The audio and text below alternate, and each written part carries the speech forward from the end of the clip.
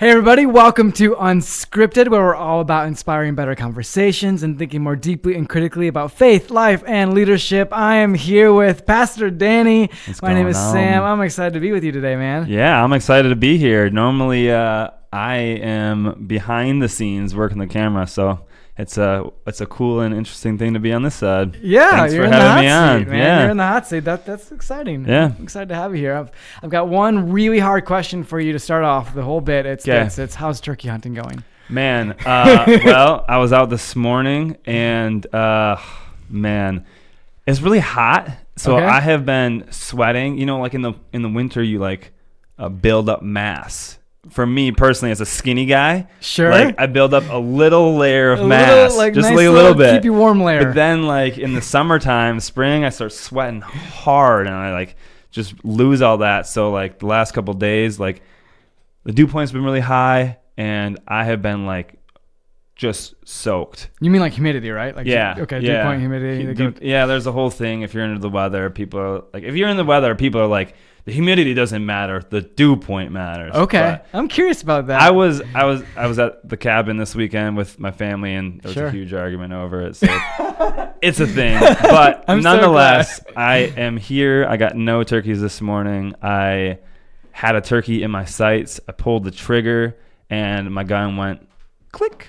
No way! And what happened? I don't know. I don't know. So Yep. I'm disappointed, man. I was super bummed. It was my first opportunity where I actually had like a turkey in my sights, and so my gun malfunctioned. Were you aiming right? Like you think you would have gotten it? I would have for sure. Yep. It was very close. It was looking right at me. It was like, okay, as they say, it was dead to rights. So okay, that's a bummer. But you know, you live and you learn. And well, what did you learn? Did you fix it? Yeah, I mean, I'm rocking a pump shotgun. Okay. I don't actually know what happened, but I mean, I cocked back. The turkey spooked. It heard the click and it started to run off. So I cocked back right away and I shot, and it was on the run and I missed. So whatever. Bummer. Yeah.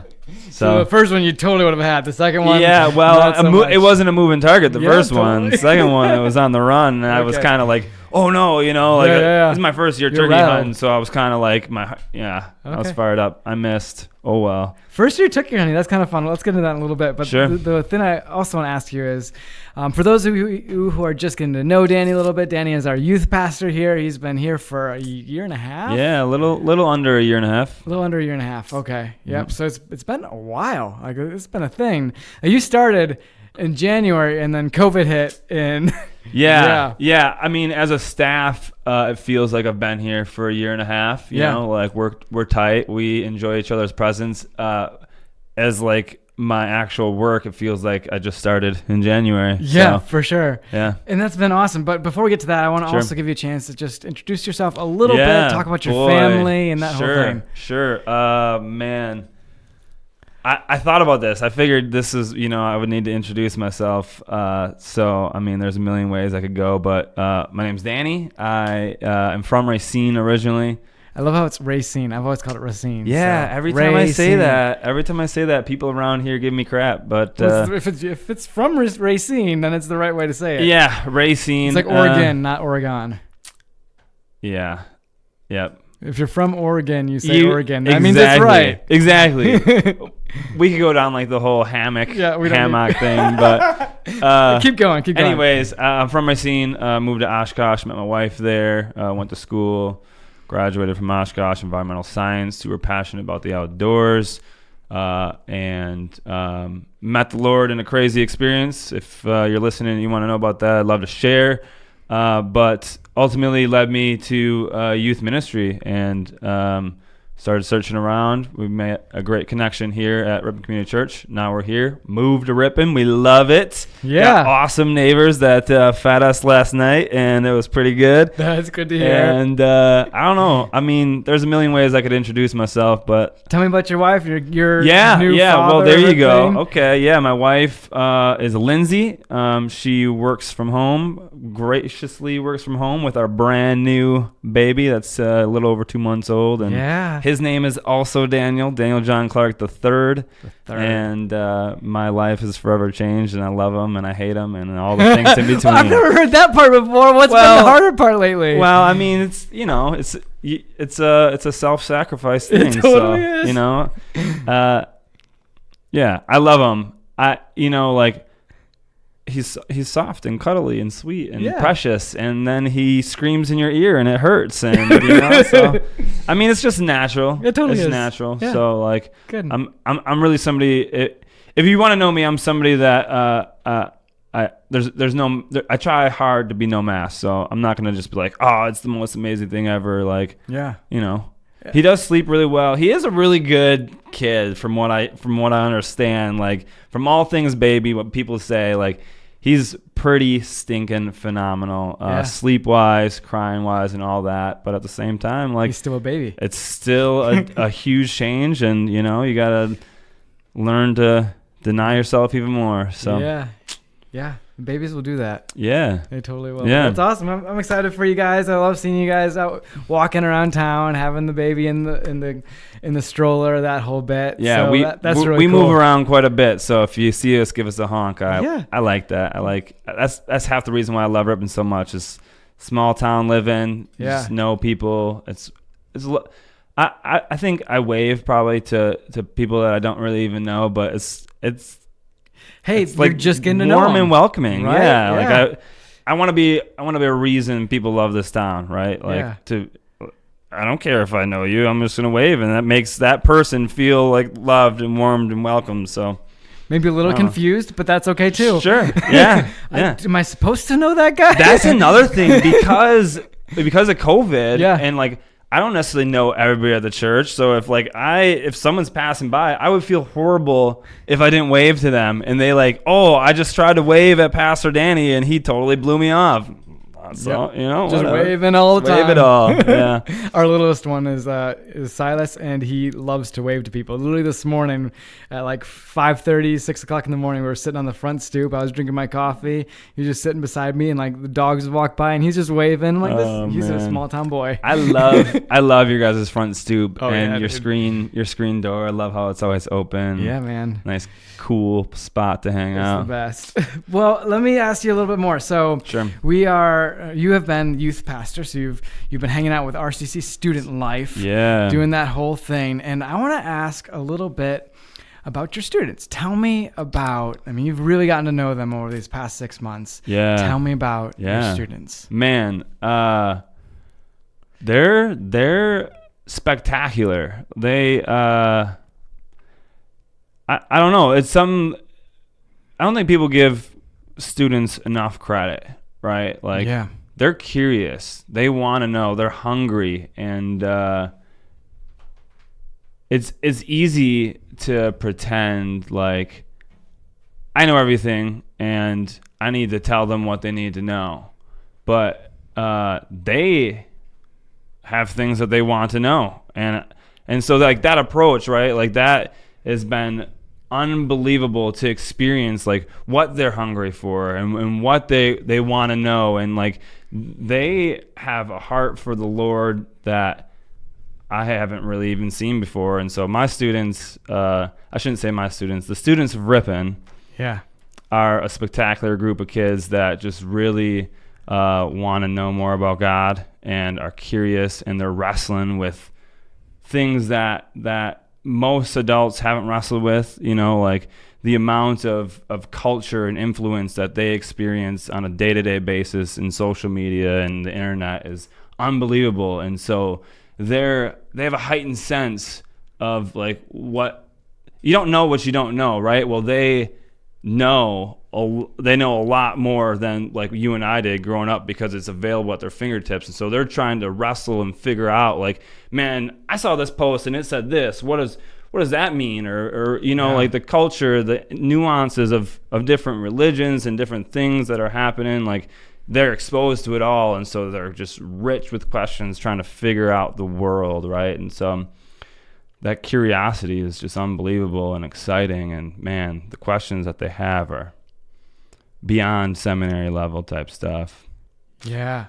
It's been so much fun to chat with you about what your students are asking, what the students are thinking about, what your discussions are sounding like, and the different topics and reasons and all those things all put together. It's been a really fun this last number of months just to hear all that from you guys. And you just said something, I don't think I've thought of it quite like that to the degree. They have so many sound bites from so many different angles happening all the time. And what I think is beautiful about that is then they come into this time where maybe they hear maybe a bit more rich, full of a message about an idea, and then they have to cross-reference that with all the sound bites. And that's amazing. And you've created an environment where that's okay. Yeah. We started this segment. It kind of, honestly, it was spirit-led because it was a random kid. It's like, oh, but we were in a conversation, this whole thing. Anyways, bottom line is we created a segment called Shower Thoughts, and it was an opportunity for kids to just ask questions the deep ones that they would think of in the shower, and like the out there ones that you don't ask people because you sound maybe a little bit weird. And just before this, we were talking about like being baptized in the Holy Spirit, right? That's something that I saw from somebody else on social media. And so the things that they see on social media, like the rapture and the end times and being baptized in the Holy Spirit and speaking in tongues and all these things, there's like fair game to ask, right? Yeah. And so it's been like, wow, the questions that come in, they force me to turn to my seminary books, to our staff, and we wrestle and we talk with the questions that they have, and then we try to give it, like, lay it all on the platter, right? Like, we're very much a church that's like, listen, we don't know everything,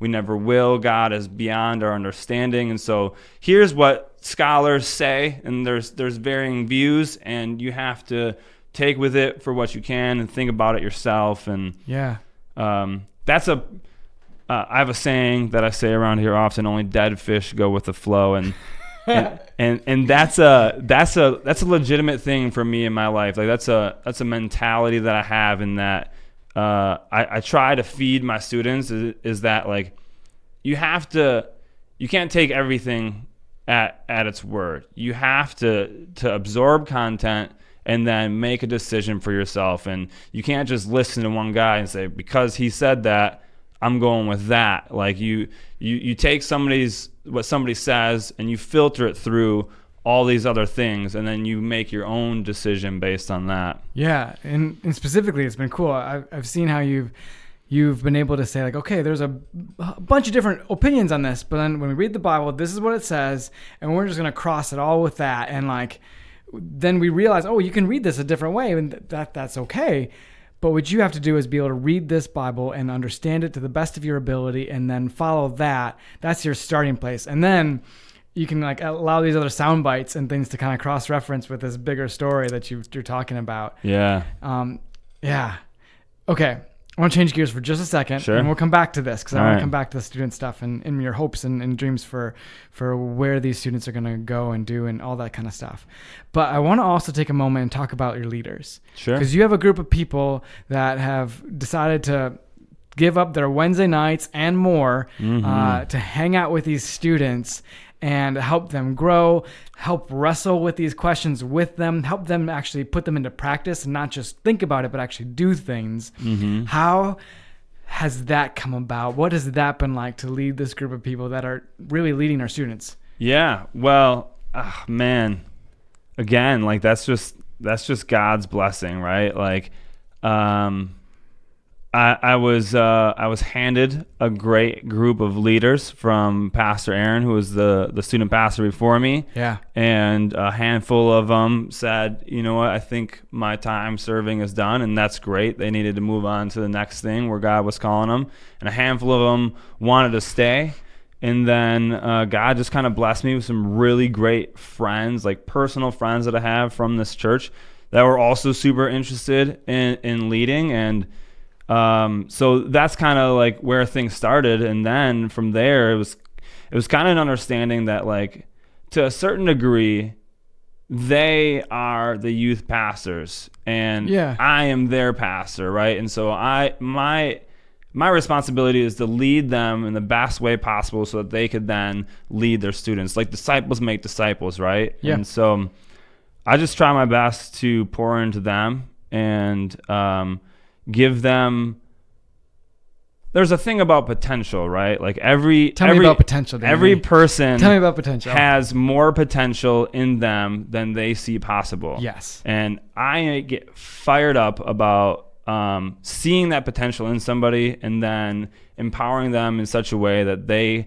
can live to that full potential, right? And so I see that in every single one of my leaders, and I subtly push them or put them in uncomfortable situations. Stop listening right now, leaders, so that you don't know the secret. I'm just kidding. Go ahead.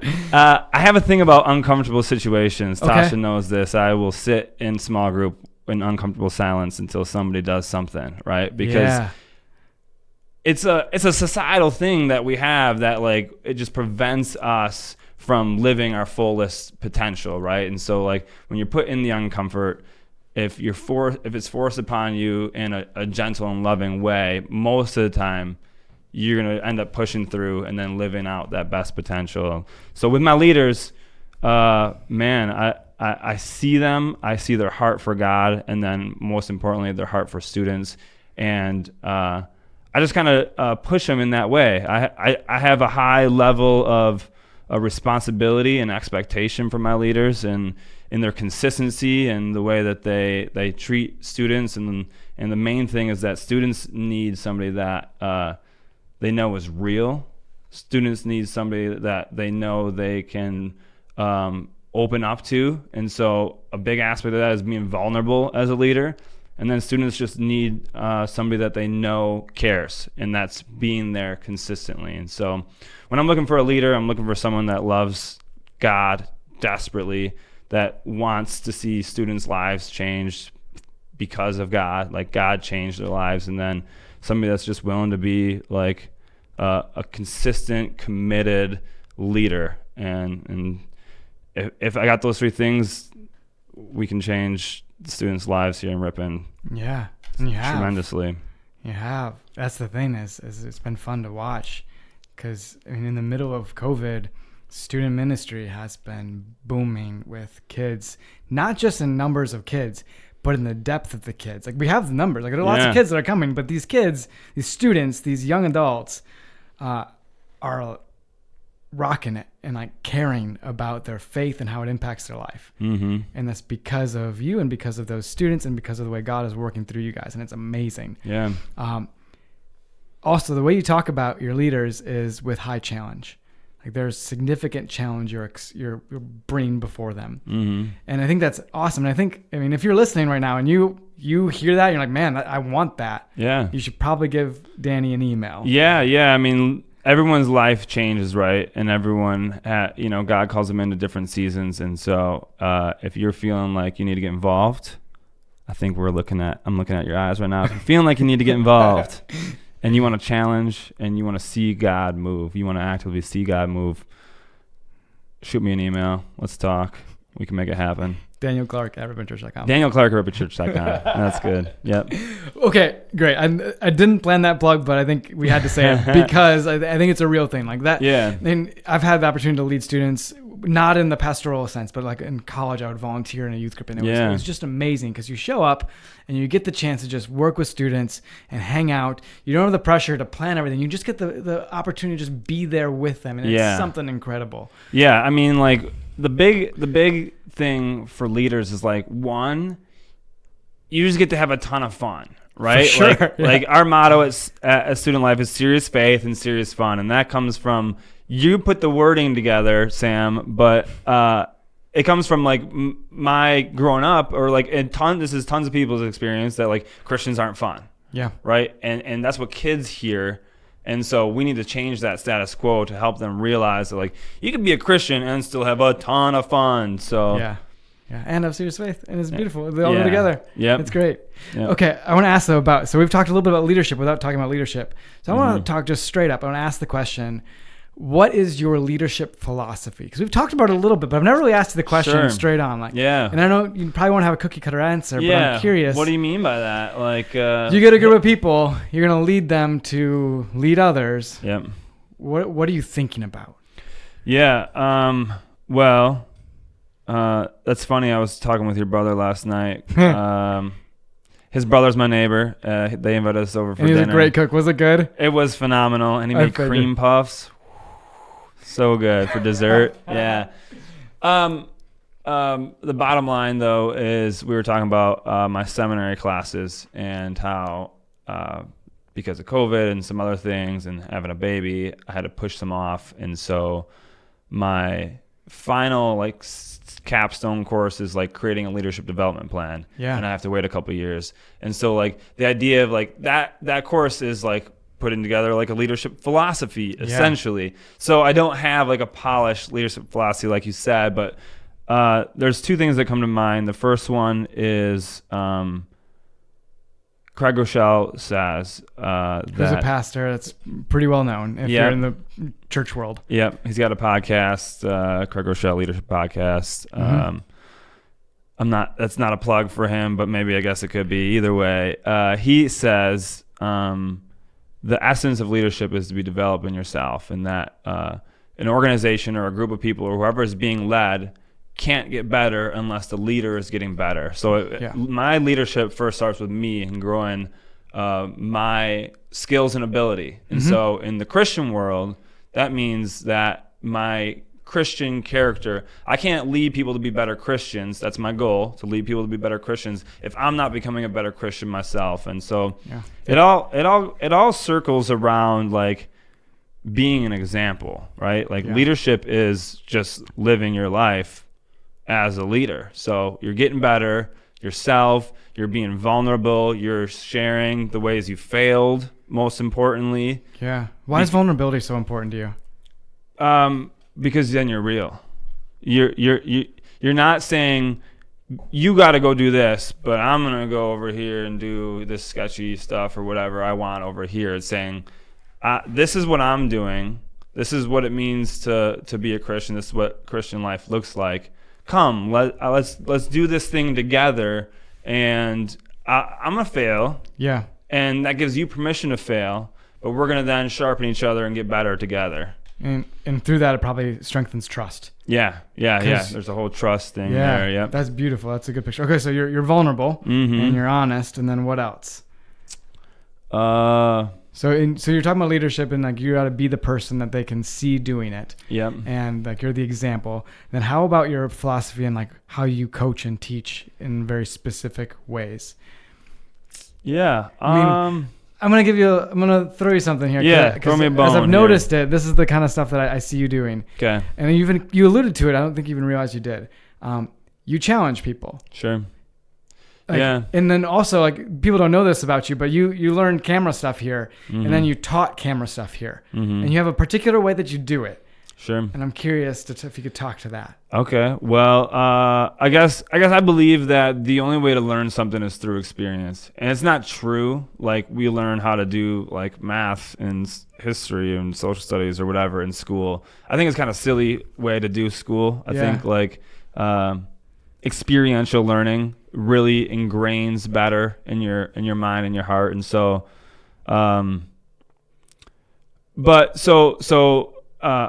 guess you could say I like to teach in that way. I prefer to teach in that way. Like let's go like actually like do something or have it more hands-on or have it like really actually relatable, but in the same essence, like back to the potential thing, right? And that like I really truly believe that every single person is capable of doing more than they're doing in that exact moment in time if they were empowered correctly. And so okay, so it's about empowering. Yeah. That would be the catchword, if you will, that you could throw in there. Empowerment. It's super big. So, okay, cool. Super big in my leadership. Well, I've seen it because I mean, I've been on the learning end of camera stuff. Like we've all learned these different technical things in the last year because of this stuff. And you're very good at saying, all right, you're going to do it. And then I'll come and check it, but you're just going to do it. When you have questions asked, but you're going to do it. Yeah. There's an aspect of like trust there. Yeah, right? Like, totally. Like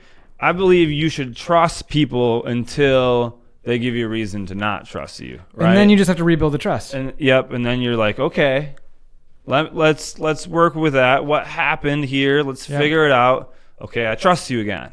Definitely. Yeah. It's been really cool to watch because I can see that You have a group of people that love being at youth group. And then I can also see that they've done more than, I think I can have a memory of people doing as much. Like I think they're actually doing stuff in the night that is Wednesday night and outside of Wednesday night with their students, and that you've really empowered them in a good way. I want to give you credit for that. I have 2 more things I want to ask about. Yeah. One is this. Okay. You've been here for a year, almost a year and a half. You've had student ministry pretty solid for the last 6 months. Yeah. Maybe not quite 6 months, but it's been really killing it and awesome. Mm-hmm. What's your dream? Like, where do you see these kids going? Yeah.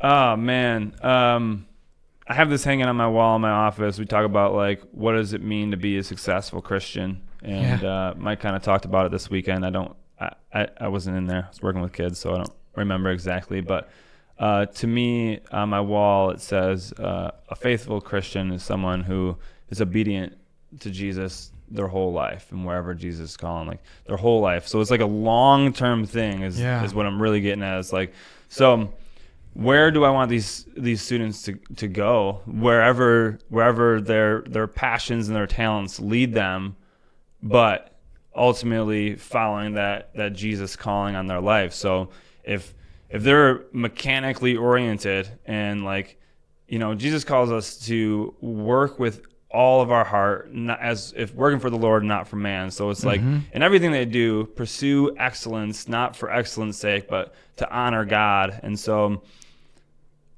that, I guess, is my hope for students, in that whatever they're doing, they're pursuing it to the best of their ability, because that's what honors God, and then they can be that example in whatever world they live in. It's like being a light in the darkness, right? Yeah. So you see your role in leading these students as an instigator of a lifelong faith and a lifelong opportunity for them to be lights to other people, no matter what they're doing. Yeah. I mean, my heart for students is simply, I had a rough childhood and I chose that rough childhood. Yeah. And I had opportunities to have faith, which I think helps everybody out. Like it's not a self-help thing. You're still going to experience trials in life, but it helps you get through life and you can choose a better path through that. And so my heart for students is that I can be a role model to them and steer them away from the rough life that they might choose for themselves. And so with that, then it's like to be a light wherever they might go. Yeah. That's really awesome. I think we've talked about like your past stuff and the fact that inspires you, but just to hear you say it now is awesome. Because I can see it coming through. That's the serious note I want to end on, but sure. I want to end on a more fun note. All right. And the fun note is you've been in Ripon for a while now. Like, what do you love about this town? We mentioned it a little bit. What do you love about being here? Is there any quirks about it? Tell me a little bit about the Ripon deal and then living here for the past bit. Yeah, it's just an interesting town. I mean, Lindsay and I have always I'm a little weird. So really? Like yeah. Just kidding. I view cities as like concrete jungles, and they're gross and disgusting. And I've always wanted to live in a small town, but most of rural America is like, if you want to live in a small town, you kind of got to put up with some less pleasant small town things, like. And Ripon is a small town that is urbanized in a way that is really pleasant and peaceful. And, my wife and I, we go for walks all the time, which I never thought I'd be one of those people that just goes for walks. Dude, it's awesome. We walk in the street because then we can walk next to each other, and it's just like... That's sweet. Yeah. We just love it. It's small.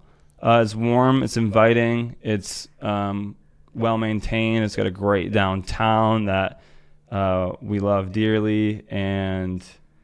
all the things I don't really know. Yeah, it's like cool to just be a part of like a community that like knows each other. Like that's, I love community. I'm a really big proponent of like raw, real community, and I think that Ripon has that opportunity for us. So that's really cool. Yeah, you'll find out a couple things in the coming years. Is one, our school district is awesome. We have amazing teachers. And then you also, you know this a little bit because we talk about it. We have some, just the fact that there's trails and like outdoorsy stuff that you can do not that far from here. Yep. It's pretty cool. Yeah. Well, thank you so much for being on here. This is really fun to have this kind of conversation and talk this kind of stuff on camera when we talk about it pretty often off camera as well. Yeah, well, thanks for having me. It's been fun. I appreciate it. If you're listening in, make sure you subscribe, whether it's on iTunes or Spotify or on YouTube. Also, you can follow along at RCC Unscripted on Instagram. And with that, we'll be back next week with another episode. I'm actually really excited. I cannot wait to talk about next week's episode. That's going to be fun. That's a little feeder. It's going to talk about something cultural. So that's going to be cool. All right. With that said, thanks again, Danny. I hope you have a great week. I hope you all have a great week, and we'll see you next week.